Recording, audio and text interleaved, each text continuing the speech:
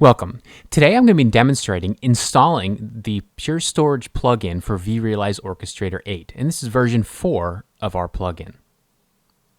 So the first step in this process is to log into the vRO Control Center. You can get to there using your fqdn/vco-control center. Then click on Manage Plugins.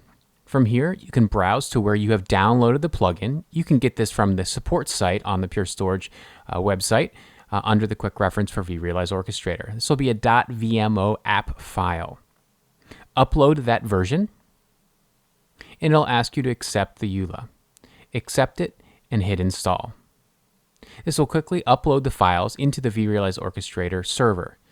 Then, after a couple minutes, the server will restart. You can also manually restart the service or even reboot the instance if you so choose.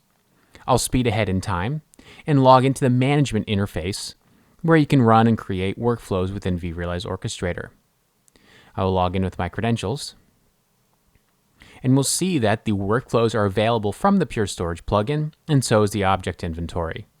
If we go to the object inventory, we can see under the Pure Storage icon the ability to add and authenticate Pure One organizations, flash arrays, and flash blades, though none are added yet.